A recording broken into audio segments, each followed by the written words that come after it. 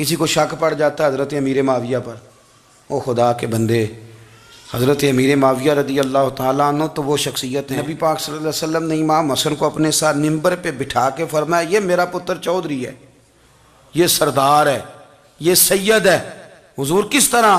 फरमाया जब मुसलमानों की दो जमातें लड़ेंगी तो ये सुलह कराएगा। तो वो हज़रत अमीर माविया की जमात जिसके साथ हज़रत इमाम हसन सुलह करे, तुझे क्यों नहीं कबूल? बिला वजह उलझते हो। बिला कहते जी वो यजीद के अब्बा जी थे। तो नूह अलैहिस्सलाम का बेटा भी तो काफिर था ना, तो काफिर का बाप होने का माना ये है कि आप इल्ज़ाम लगा देंगे? अजीब आप बात करते हैं। क़यामत में कोई किसी का बोझ, कुरान ने फैसला कर दिया, कोई किसी का बोझ, यजीद अपने मामलात की जवाब देगा, उसके घर वाले उसकी बातों का जवाब। और जो ये कहते हैं ना कि उनके वालिद माअज़ल्लाह ठीक नहीं थे, वो ये भी लिखते हैं कि यजीद का पुत्र बड़ा ठीक था। यजीद के बेटा है जिसका नाम मुआविया बिन यजीद है। यजीद के बाद लोगों ने तख्त पे बिठाया, 40 दिन उसने हुकूमत की और लोगों से कहने लगा कि मैं इस कुर्सी के काबिल हूँ, ना मेरा बाप काबिल था। यजीद का पुत्र फरमाया ना मैं इस काबिल हूँ, ना मेरा अब्बा काबिल था, मैं उस कुर्सी पे कैसे बैठूं जिसके पायों में महबूब की औलाद का खून हो। तलाश कर लो कोई अपना अमीर, 40 दिन के अंदर बंदा तलाश कर लो, मैं इस काबिल नहीं। तुम ये तो लिखते हो उसके बेटे के बारे में, ये क्यों नहीं मानते कि हज़रत अमीर माविया के साथ इमाम हसन ने सुलह की? आप बात को समझें। और कुछ इतने बेवकूफ़ हैं, इतने नादान हैं, उनको कोई और बात नहीं मिलती तो कहते हैं इमाम हुसैन को आना नहीं चाहिए था, हुकूमत बन गई थी, यजीद बैठ गया था, माअज़ल्लाह।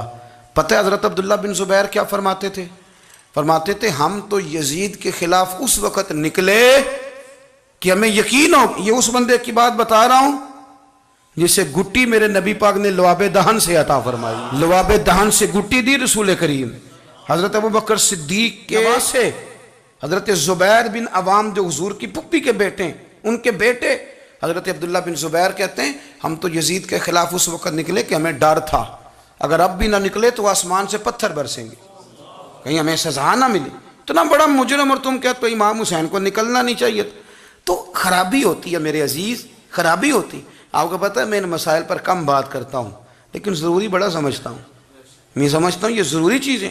मेहरबानी फरमाएं, किसी जगह भी किसी एक के बारे में भी अपने अकीदे में कभी कोई कमज़ोरी पैदा, कभी ना कोई कमज़ोरी पैदा, इतनी सी भी बात किसी की सुनना, किसी की करना, डिस्कस, हमारा मनसब ही नहीं।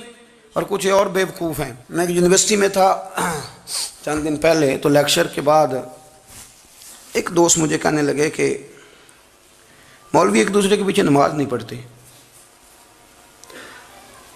मैंने उसको कुछ प्यार की दलीलें भी दी, मोहब्बत की। इसको कहते हैं इल्ज़ामी जवाब हमारे उसूल तफसीर में। मैंने उसे कहा कि एक डॉक्टर से दवाई ले लें, दूसरे के पास जाएं तो कहते हैं उसे तो पता ही को नहीं, तुम गलत आदमी के पास चले गए। तो इससे आपको टेंशन नहीं होती? ये रोज़ सियासतदान धमा चौकड़ी मचा रहे होते हैं कि फ़लाना चोर है, फ़लाना चोर है, तो इससे नहीं टेंशन, मौलवियों की टेंशन है तुम्हें। कहने लगा जी नहीं, क्यों नहीं नमाज़ पढ़ते? मैंने उसे कहा यार, और वो मुझे कहने लगा जी आप बड़ी मुस्बत बात करते हैं तो इसलिए मैंने आपसे सवाल किया है। मैंने कहा यार बड़ी सादी सी बात है, अगर तेरी समझ में आ गई तो ठीक है, न भी आई तो मनवाना तो मेरे ज़िम्मे है भी नहीं, बताना मेरे ज़िम्मे है। तू ये बता, मैंने कहा तेरे अब्बा जी को, तेरी अम्मा को बंदा काफिर कह गुजरे, कोई मौलवी बहुत बड़ा शेखुल हदीस हो, उसूल तफसीर पे, फ़िक़्ह पे, हदीस पे दस्तरस रखता हो, और मुस्तहज़र इल्म हो उस बंदे का, तेरे अब्बे और अम्मा को काफिर कहे, तू नमाज़ पढ़ता है? कहने लगा नहीं। तो मैंने कहा जो मेरे नबी पाक के माँ बाप को मुशरिक माने।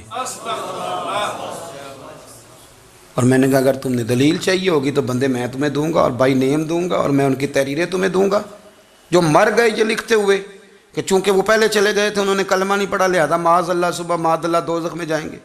तेरा हौसला पढ़ता है तो पढ़ नमाज, मेरा तो नहीं पढ़ता, मैं कैसे पढ़ूं?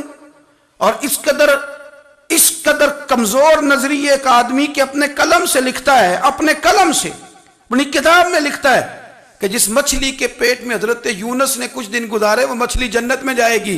दे शर्म नहीं आती? जिस मछली के पेट में यूनुस चंद दिन रहे वो जन्नत में जाएगी, और जिस माँ के पेट में मदीने वाले रसूल 9 महीने रहे, ये हया नहीं आती तुझे बात करते? फिर भी समझ ना आए तो हमसे आके अकीदा सुन।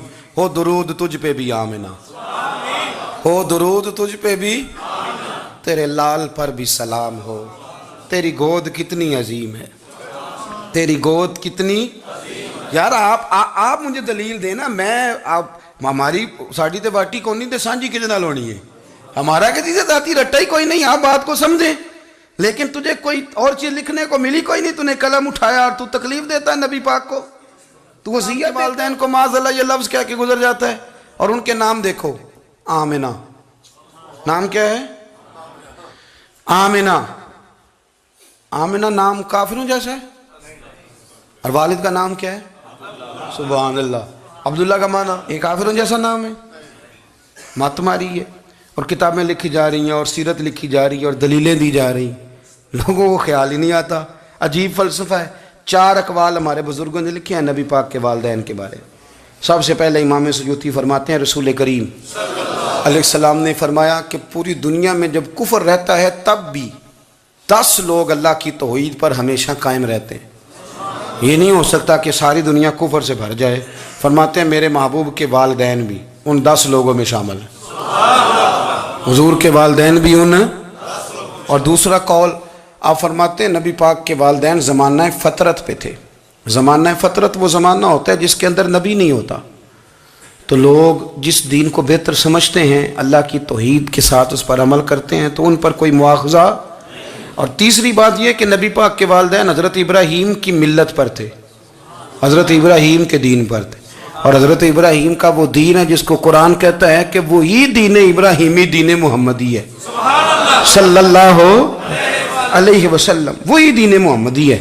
और चौथी बात जिसको अल्लामा ज़हबी ने लिखा, अल्लामा खिफाजी ने लिखा, काज़ी एजाज ने लिखा, मुहद्दिसीन ने लिखा, हदीस की रावी सैयदा आयशा सिद्दीक़ा रज़ी अल्लाह ताला अन्हा कहती रात को मैं उठी तो मैंने नबी पाक सल्लल्लाहु अलैहि वसल्लम को रोते हुए देखा। या रसूलल्लाह क्या हुआ? फरमाया मैंने रब करीम की बारगाह में अर्ज़ की थी या अल्लाह मेरे माँ बाप को ज़िंदा कर दे ताकि वो मेरा कलमा पढ़ लें। हैं तो वो पहले भी दीन फितरत पर उन्हें कुंतुम खैरा उम्मतिन का एजाज़ भी नसीब हो जाए। तो हमारे यहाँ ज़्यादातर लोग बात इसलिए सीखते हैं कि मैं कोई कहीं से मसला सीखूँगा फिर जाके अपनी मस्जिद के इमाम को तंग करूँगा कि वहाँ तो मैं ये सुन के आया हूँ तो यहाँ ये काम क्यों नहीं होता। मैं कोई बात सीखूँगा तो फिर मैं उससे बहस का दरवाज़ा खोलूँगा। इल्म का मतलब ही अपने आप को संवारना है। मालूमात हासिल करने का मतलब ये कि आपके अमल में पुख्तगी आए, आपके किरदार में पुख्तगी आए, आपने जो सीखा है आप उसके मुताबिक अपने आप को ढालें। मुस्लिम शरीफ में मौजूद है नबी पाक सल्लल्लाहु अलैहि वसल्लम ने दुआ मांगी है, ए अल्लाह मैं उस इल्म से तेरी पनाह मांगता हूँ जो इल्म तो हो पर नफ़े वाला ना हो। जिस बंदे के इल्म ने उसे नफ़ा नहीं दिया, वो कुछ सीख नहीं सका उससे, तो उसका इल्म किसी को क्या नफ़ा देगा। जब खुद से उसने, और सूफिया किराम तो फरमाते हैं कि जो लोग बड़ी मालूमात हासिल कर लें, बड़ी बातें सीख लें, पंचायत में किसी को बोलने ना दें, घर में किसी को बोलने ना दें। बहुत सारे लोग तो उलमा को भी मशवरा देते हैं, बड़ी बातें करे, लेकिन अमल के लिहाज से बंदा ज़ीरो हो तो अहले दिल फरमाते हैं उसकी सोबत से बचो। उसे बड़ा पता है, बड़ी बातें आती हैं, बड़ी बातें आती हैं, बड़ी बातें करता है, लेकिन गुफ्तगू की हद तक तो बहुत बड़ा है, अमल के मामले में सिफर है। बहुत सारे लोग मस्जिद के हुजरे में मीटिंग हो रही होती है और वो लंबी लंबी दलीलें और मशवरे दे रहे होते हैं, नमाज का टाइम आ जाए तो उठ के चले जाते हैं, कहते हैं मैं अपने महल्ले दी मसीतें पढ़नी है। कईयों को काम याद आ जाता है। फरमाया कि शख्स के पास मालूमात बड़ी हों लेकिन अमल के मामले में बंदा ज़ीरो हो तो उसे बचना क्यों? इसलिए कि अगर पढ़ा लिखा आदमी बेअमल हो ना तो वो अपनी बेअमली पर भी दलीलें पेश करता है। वो कहता है मैं ये काम नहीं करता तो ये मेरे पास दलील है। वो तो बेअमली को भी मुज़य्यन कर देगा माज़अल्लाह। तो दीनी तालीम एक तो हासिल इसलिए करें कि हमने अपने आप को संवारना है, और दूसरा इल्म का शौक़ तबीयत में हो। देखे ना, अल्लाह के हबीब सल्लल्लाहु अलैहि वसल्लम ने फरमाया है कि जो इल्म के रास्ते पे चल पड़ा वो जन्नत के रास्ते पे चल पड़ा है। जुमों में, महफिलों में कानों के जायके के लिए ना आएँ, इसलिए आएँ कि मेरे इल्म में, मेरे अमल में ये कोई इजाफे की बात बनेगी। मैं कोई नसीहत हासिल करूँगा तो मेरे दिल का जंग उतरेगा, हमारे यहाँ लोग मज़े के लिए आते हैं और आजकल लोग फ़ोटो के लिए आते हैं। इन दो कामों से निकलकर खालिस इस्लाह की नीयत से इल्म का शौक, हमारे यहाँ तेज़ी से एक हरकत की गई, उलमा का वक़ार ख़राब किया गया और लोगों को दीनी उलूम से दूर किया गया। और इसमें बाज़ बेचारे वाइज़ीन और खुतबा ने भी किरदार अदा किया, जब जाली पीर की तारीफ़ें खोल के की और उसे पता नहीं कहाँ तक। ये स्टेज होते हैं ना, इनमें कोई बंदा अच्छा लगे भी तो उसके लिए दुआ करनी चाहिए, तारीफ़ें नहीं करनी चाहिए। तारीफ़ें उसका कोई फ़ायदा नहीं है, उसको, उस बंदे को तो दुआ का फ़ायदा है। अगर आपको अच्छा लग रहा है तो उसे दुआ दें, उससे ज़्यादा कुछ नहीं करें। और हमारे यहाँ जनाब वो नकीबे महफिल बेचारे की शामत आ जाती है अगर तारीफ़ें थोड़ी करे तो, कहते हैं इन्होंने तो ना ही नहीं लेना होता। वो भाई इसके नाम लेने से आपका कद ऊंचा होता है। तो इल्म और आलिम, इन दोनों चीज़ों से कौम को दूर किया गया। दीनी तालीमात का फुकदान है। जो मैट्रिक तक लोग 60-70 किताबें पढ़ जाते हैं उन्हें भी कुरान पाक ठीक से नहीं पढ़ना आता, दूर किया गया। आप मुझे बताइए, चले एक मस्जिद ही आप देख लें, उस मस्जिद के अंदर अगर एक तरफ एक आलिम दीन मिशकात शरीफ खोल के बैठे हों, हदीस पाक का दर्स हो रहा है, या बाहर शरीयत खोल के बैठे हैं, फ़िकी मसाइल बयान किए, और उसी मस्जिद में एक बाबा जी जुब्बा पहन के तगड़ा सा बड़ी सी पगड़ी बांध के और 500 दाने वाली तस्बीह लेके बैठे हैं। अब एक बंदा अंदर आता है तो वो किधर जाएगा, आलिम की तरफ के बाबा जी की तरफ? वो क्यों जा रहा है भला बाबा जी की तरफ? वो इसलिए कि हमने उसे ये बताया ही नहीं कि जिस तरह सुभान अल्लाह सुभान अल्लाह सुभान अल्लाह पढ़ना इबादत है ना, इसी तरह दाराबा पढ़ना भी इबादत है। उसे हमने बताया नहीं कि जब तक इल्म के रास्ते में रहना भी इबादत है, जब तक उसे ये समझ नहीं ना आएगी कि जिस तरह वज़ाइफ की किताब पढ़ना इबादत है, इसी तरह मिशकात शरीफ पढ़ना भी इबादत है, हदीस बुखारी का दर्स लेना भी इबादत है, मुस्लिम शरीफ की अहादीस पर अपने असातिज़ा से बैठकर दुरूस पाना भी इबादत। जब तक ये पूरा मिजाज देखे ना, नबी पाक सल्लल्लाहु अलैहि वसल्लम ने फरमाया रात की एक घड़ी भर दीन सीख लेना सारी रात नफल पढ़ने से बेहतर है। अब हमें समझना चाहिए कि किताब पढ़ के भी बंदा रब रसूल तक पहुंच सकता है। किताब और सुन्नत रास्ता आसान करते हैं, लेकिन हमारे यहाँ क्या मिजाज दिया गया है, बाबा जी के पास चलो, ज़रूर जाएं बाबा जी अगर नेक हैं तो, मना कोई नहीं कर रहा, लेकिन जो सोच हमें हुजूर ने दी है हमने उसी की सोच के मुताबिक अपने मामलात को तरतीब देना है ना। अब एक बात मैंने आपसे पूछी और आपने कहा कौम सारी बाबा जी की तरफ जाएगी। हदीस पाक किस तरह है, अल्लाह के महबूब मस्जिद शरीफ में तशरीफ़ लाए, दोनों जानिब लोगों के हलके बने हुए हैं, लोग बैठे हुए हैं, एक हलके में लोग अल्लाह की याद कर रहे हैं, जिक्र हो रहा है, एक हलके में बैठ के एक आलिम किताब व सुन्नत का दर्स दे रहे हैं, एक सियाबी और बाकी सुन रहे हैं। ख़ास तवज्जो करें नौजवान मेरी बात पर, रसूल करीम सल्लल्लाहु अलैहि वसल्लम दोनों के बीच खड़े हो गए और करीम ने फरमाया दोनों महफिलें खैर की हैं, दोनों ही हलके खैर के हैं।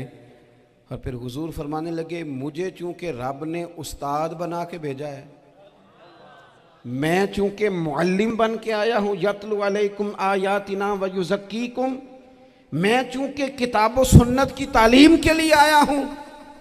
ये लफ्ज़ कहते कहते हुजूर उस जमात में बैठ गए जो दीन पढ़ और पढ़ा रही थी। हुजूर वहाँ बैठे जहाँ बात दीन की हो रही, जहाँ लोगों को अल्लाह रसूल की बात बताई जा रही। तो जुमे में वक्त पे आएँ, अपनी दीनी मालूमात मजबूत करें और अपने लिए मजबूत करें। मैं आपको बड़े दर्द से ये बात अर्ज करता हूँ, अगर दिन में 100 लोग मसला पूछते हैं ना शरीयत का, तो उनमें 95 लोग वो होते हैं जो तलाक का मसला पूछते हैं। वालिद साहब ने, बेटी के वालिद साहब ने 2 महीने पहले ऑर्डर दिया होता है फर्नीचर का। बेटे की शादी हो तो महीना पहले शेरवानी वाले को भी कहना पड़ता है, गाड़ियां बुक करानी पड़ती हैं, मैरिज हॉल बुक, ये सारे लवाजमात हम करते हैं। सारा कुछ किया, गाड़ी से घर बसना है, मैरिज हॉल से बसना है, फर्नीचर से बसना है, हमने सारा कुछ उनको बताया।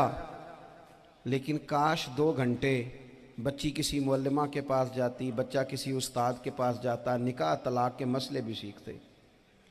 मैं दावे से कहता हूं, अगर हमें पता चल जाए कि 3 तलाकें इकट्ठी नहीं देनी चाहिए, क्योंकि दे दें तो हो जाती हैं, अगर हमें समझ आ जाए कि नहीं देनी चाहिए, ये मसला बयान हो, और ये वाले मसले हम महफिलों में भी नहीं बयान कर सकते, इसलिए कि लोग कहेंगे मसला तो वो बयान करेंगे, इस पे नारे लगेंगे, आप कौम को ये क्या बता रहे हैं, ये तो छोटा आलिम बताता है माज़अल्लाह इस तरह की बातें, तो बड़ी बड़ी को नुक्ते की बात बताएं। और इस तरह हमारे यहाँ वो 1 घंटा पहले नहीं कहते तगड़े हो जो मैं जुमला देने लगा, वो पता नहीं जुमला आ रहा है कि एटम बम आ रहा है, तैयार हो जाओ, जो मेरा जुमला ज़ाया ना करना, इधर भाग के चला गया उधर भाग के आ जाओ, अल्लाह जाने।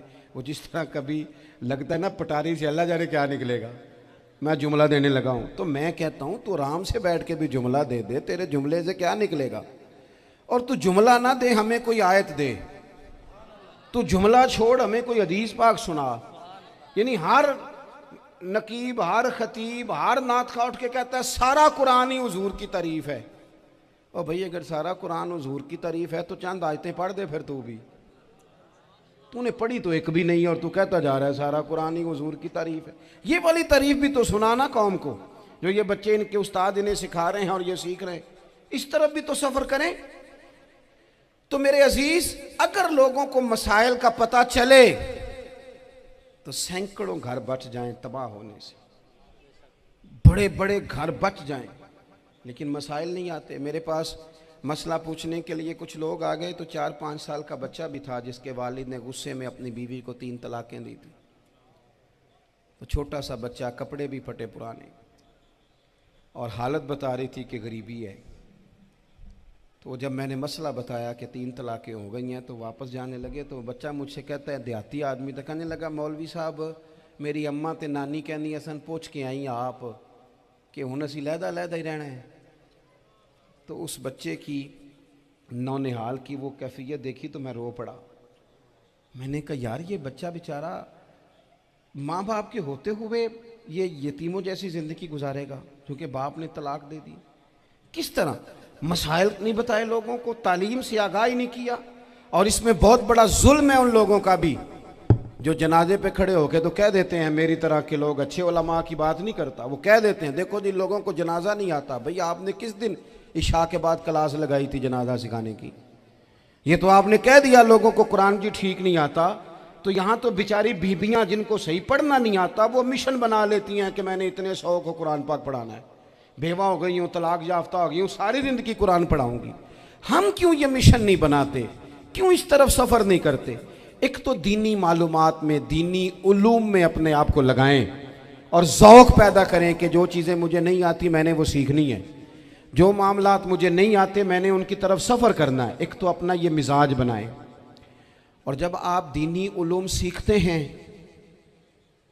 तो पता है कौन सा मंज़र कायम होता है, मंज़र वो बनता है कि हज़रत अबू हुरैरा भी दीन सीखा करते थे, हज़रत अब्दुल्ला इब्ने उमर भी असहाबे सुफ़ा में रहा करते थे, हज़रत अनस बिन मालिक भी रहा करते थे। और ऐसा मंज़र बनता है कि हज़रत सैयदा खतीजतुल कुबरा रज़ी अल्लाह तआला अन्हा फरमाती हैं, सैयदा फ़ातिमा हुजूर की गोद में बैठी होती थी और नबी पाक से बातें पूछती थी और हुजूर उन्हें बता रहे होते थे। सैयदा आयशा हुजूर से दीन की बातें पूछती। चौथा हिस्सा हमारी फ़िक़्ह के उसूल हज़रत फ़ातिमा की, हज़रत आयशा सिद्दीक़ा की मरवियात पर मबनी है। अगर हमारी बच्चियां छोड़ दें डाइजेस्ट पढ़ना, छोड़ दें इधर उधर की मूवी देखना और वो किताबों सुन्नत पर आ जाएं, तो बहुत सारे मसाइल ऐसे हैं जो उलझने से पहले ही सुलझे हुए हों। दीनी तालीम का मिजाज और ज़ौक़। और दूसरी आयत करीमा मैंने तिलावत की, अल्लाह करीम ने कुरान मजीद में फरमाया, या अय्युहल्लज़ीना आमनू कू अनफुसकुम व अहलीकुम नारा, ऐ ईमान वालों खुद भी दोज़ख की आग से बचो और अपने घर वालों को भी बचाओ। ओ वालिद, वो माँ जो बच्चों को भूख से बचाने के लिए मेहनत करती है, उनको मायूसी से बहुत सारे माँ बाप ऐसे होते हैं जिनके पास कपड़े लेने के पैसे नहीं होते ईद पे।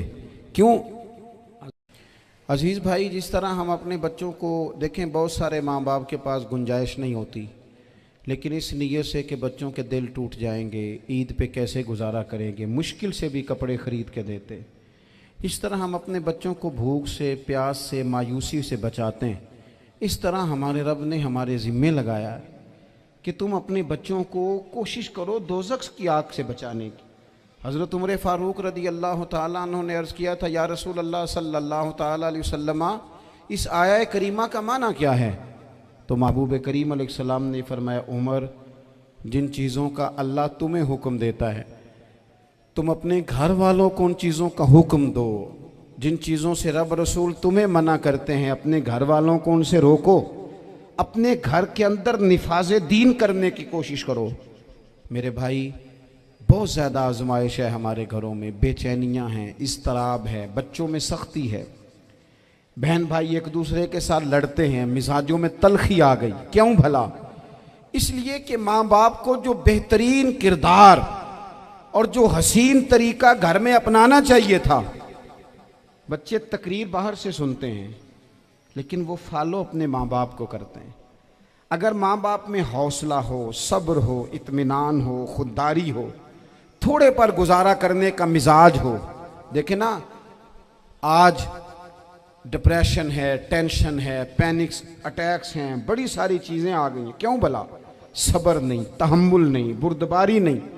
आजमाए। एक दिन एक बच्चा मेरे पास आ गया मदरसे का और आके वो रोने लगा। मेरे घर वाले कहने लगे खाना छोड़ दें, पहले इसकी बात सुन ले। मैंने कहा पुत्र क्या हुआ, किसी ने मारा है किसी उस्ताद ने? कहने लगे नहीं हजरत, घर फ़ोन किया था तो मेरी अम्मा और अब्बा की लड़ाई हो रही है। बच्चा कांप रहा है, टांगे कांप रही हैं। मैंने कहा क्या हो क्या गया तुम्हें पुत्र, लड़ाई हो रही है तो घरों में हो ही जाती है। कहने लगे नहीं, आपको पता नहीं, वो बड़ा सख्त लड़ते हैं। मेरे वालिद जब मेरी वालदा को मारने के लिए आगे बढ़ते हैं तो हम सारे चारपाइयों के नीचे छुप जाते हैं, हमें खौफ आता है, वो मंजर खतरनाक होता है। ये कौन तकलीफ दे रहा है अपने बच्चों को? यहाँ बैठे हमारे यहाँ मीलों दूर रहते थे उसके घर वाले, तो वो तकलीफ में था, तो घर में क्या कैफियत होगी? अगर हौसला हो, सब्र हो, कनात हो, अल्लाह के दिए हुए थोड़े रिस्क पर हमें राजी रहना आता हो, हमारे घरों में सुकून आए, इत्मीनान आए, हम जो जिंदगी बड़ी खुशी खुशी गुजार सकते